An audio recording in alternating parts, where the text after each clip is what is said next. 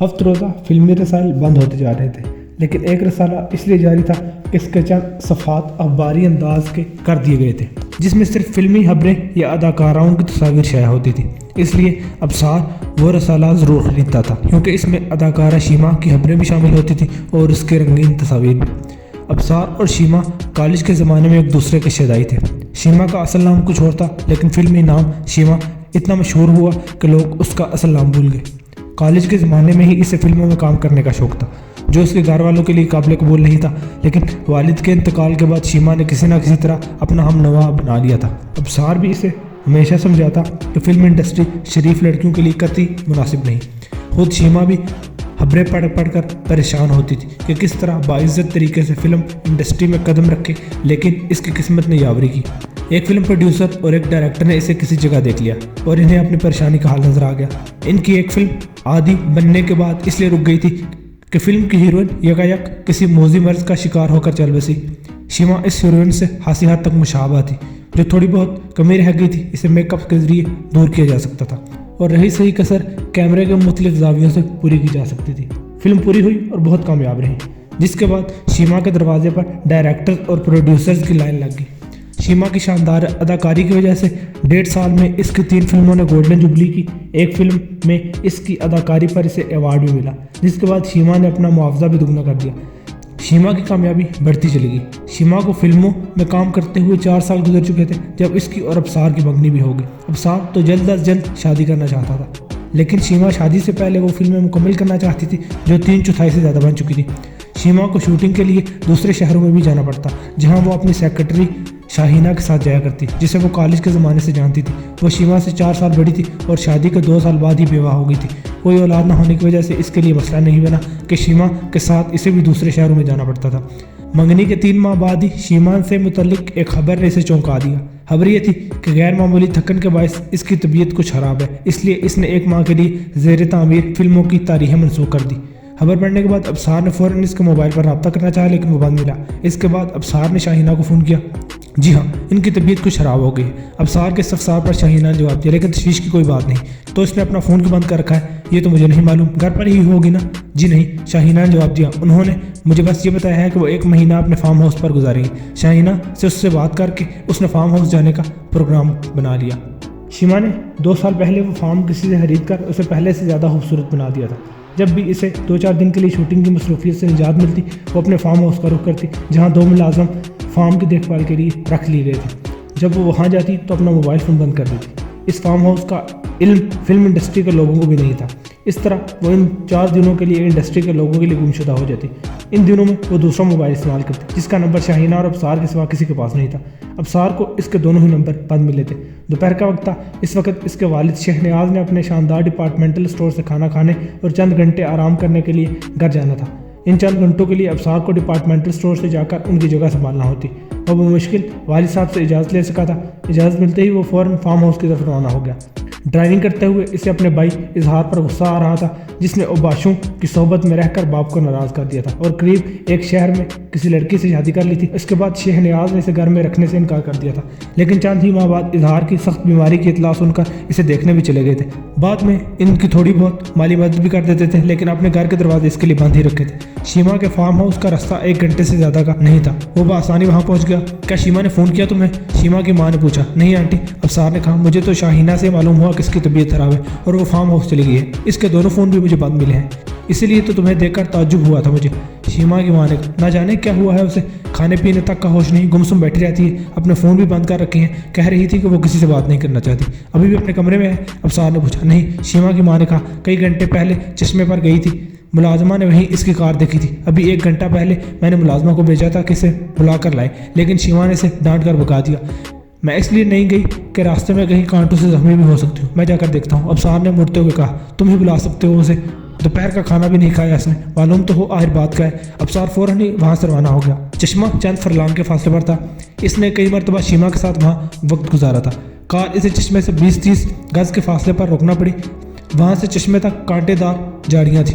इसलिए वहाँ से बड़ी एहतियात से चलना पड़ता। चश्मे के किनारे काफ़ी घास थी। शीमा इसी घास पर नीम दराज वक्फे वक्फे से कंकर उठाकर चश्मे में फेंक रही थी। ऐसा मालूम होता था जैसे इसे अपने इर्द गिर्द के माहौल का होश ही ना हो। अबसार के कदमों की आहट सुनकर वो उछल पड़ी। आंटी से मिलकर आ रहा हूँ। अबसार इसे देखते ही बोला, इन्हीं से मालूम हुआ कि तुम यहाँ हो और कई घंटों से यहाँ हो। हाँ। शीमा ने खड़े होकर वहाँ लगे वाहिद दरख्त से टेक लगाई। चलो अच्छा हुआ कि तुम आ ही गए, ना आते तो रात को किसी वक्त फ़ोन करती।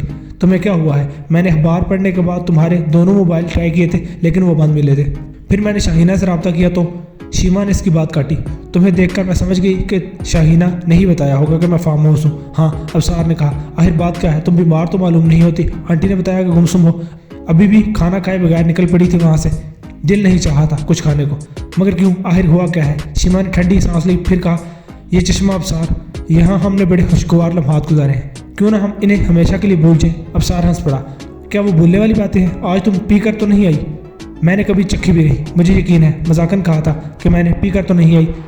ज़िंदगी में कभी ऐसे मोड़ आ जाया करते हैं अबसार कि ख्वाहिशात का गला घोटना ही पड़ता है। ख्वाहिशात की बात कहाँ से आ गई? ये ख्वाहिश है कि हम इन लम्हों को कभी ना भूलें जो हमने इस चश्मे पर गुजारे, वो यादगार लम्हात। मैं इसी की बात कर रही हूँ। तुम बहकी बहकी बातें किए जा रही हो।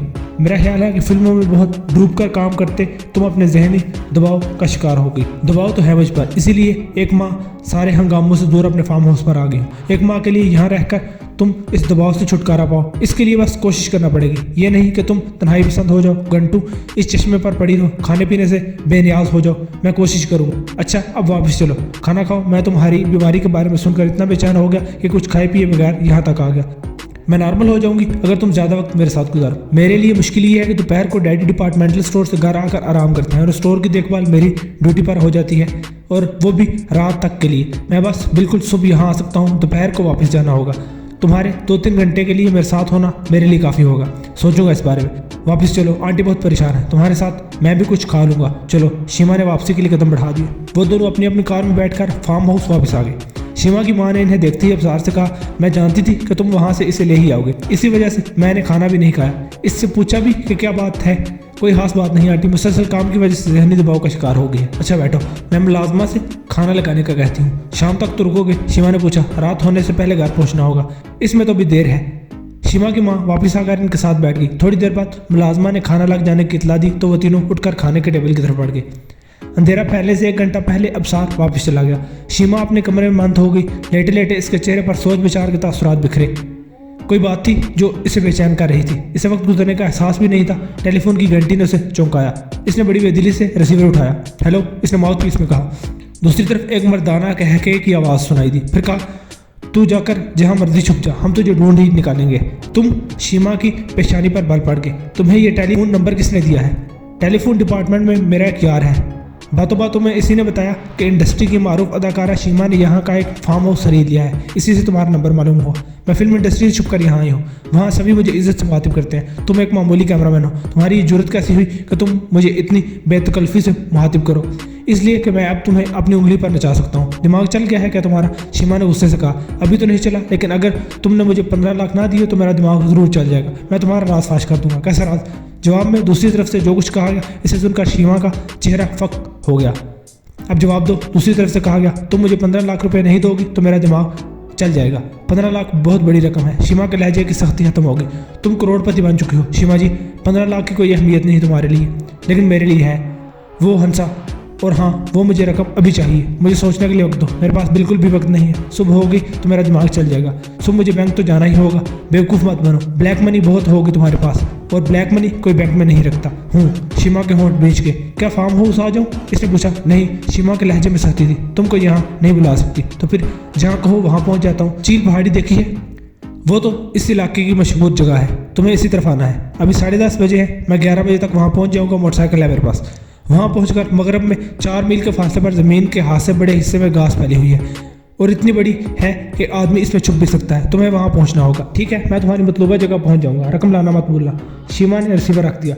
20 मिनट बाद वो अपनी कार में रवाना होगी। इसकी माँ और मुलाजमा सो चुकी थी। रास्ता दुश्वार गुजार होने की वजह से वो तेज़ ड्राइविंग नहीं कर सकती थी। ड्राइविंग करते हुए शीमा के चेहरे पर गैर मामूली तासुरात थे। इन्हीं तासुरात के साथ वो मुअय्यना मुकाम तक पहुँच गई। अंधेरे में कार की हेडलाइट्स के बायस वो भटक नहीं सकी। ब्लैकमेलर वहाँ एक मोटरसाइकिल के साथ मौजूद था। शीमा ने कार रोककर हेडलाइट्स बुझाई कि वो कार के करीब आया। तुम देर से आई हो, वो मुश्किल लहजे में बोला। चलने से पहले मुझे इंतजार करना पड़ा था कि मेरी माँ सो जाए, शीमा ने कार से उतरते हुए कहा। इसके हाथ में एक बैग था। लाओ। ब्लैकमेलर ने बैग की तरफ हाथ बढ़ाया। पहले तुम्हें दिखा तो दूं कि रकम पूरी है, बाद में तुम न जाने क्या कह दो। शीमा ने बैग एक पत्थर पर रखते हुए कहा। क्या मैं यकीन कर लूँ कि तुम मुझे दोबारा परेशान नहीं करोगे? मोहन साहब, अगर कभी ज़रूरत पड़ी तो दोबारा फ़ोन कर सकता हूँ। इसके लहजे में डटाई थी। लो ये देख लो, शीमा ने झुककर बैग खोलते हुए कहा। वो टार्च जलाकर बिल्कुल करीब आ गया और रोशनी खुले हुए बैग पर डाली। इस वक्त शीमा का दायां हाथ बैग में था जो बहुत तेज़ी से बाहर आया। टॉर्च की रोशनी में तेज़ दार लंबी छुरी चमक उठी। ब्लैकमेलर की बौखलाहट से पहले ही वो छुरी इसके सीने में ऐन दिल के मुकाम पर पेवस्त हो चुकी थी।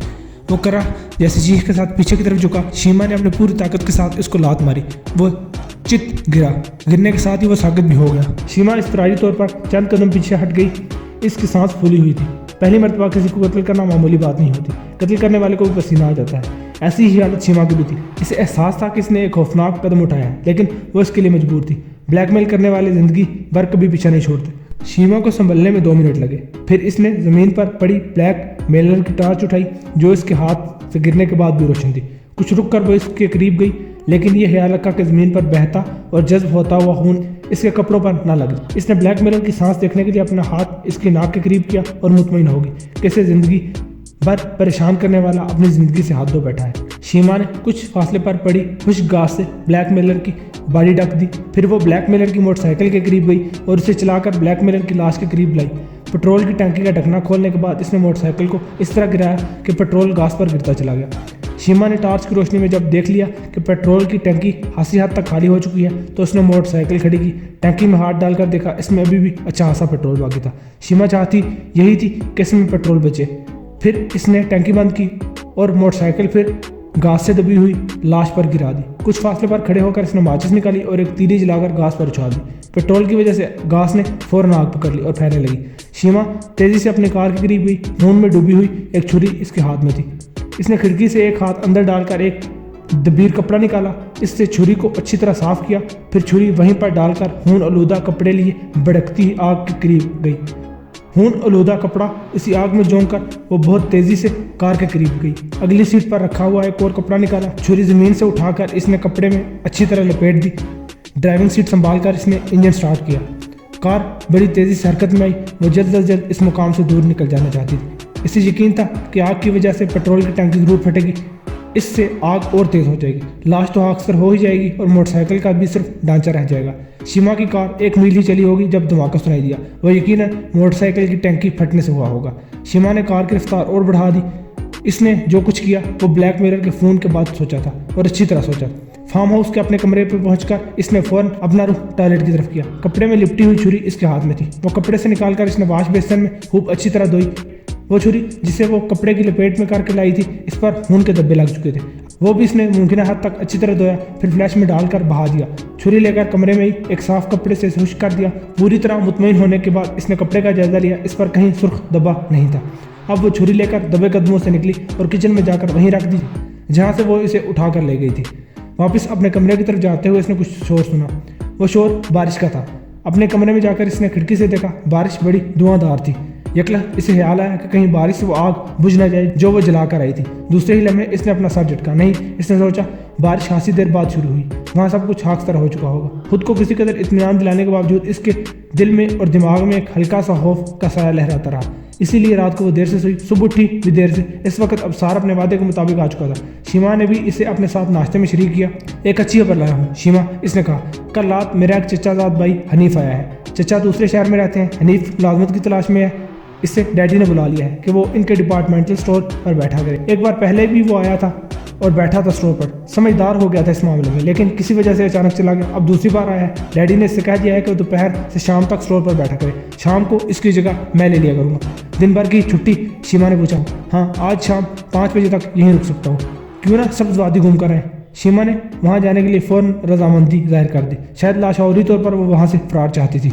शीमा ने रात को जो कुछ किया था वो फैसल की नज़र में आ चुका था। फैसल एक बिजनेसमैन अकबर गजनवी के रेस्ट हाउस से ताल्लुक़ रखता था जो चील पहाड़ी के मशरक़ में था। रेस्ट हाउस में 2 आम मुलाजमीन के साथ फैसल इस रेस्ट हाउस का निगरान था। चंद दिन पहले तक अकबरी गजनवी रेस्ट हाउस में आराम करने के लिए आया हुआ था। पहाड़ी पर चढ़कर दूर दूर की रोशनियाँ देखने के लिए वो एक दूरबीन भी साथ लाता था। इस मरतबा जाते वक्त वो अपनी दूरबीन ले जाना भूल गया था और इसी तरह फैसल की बान आई।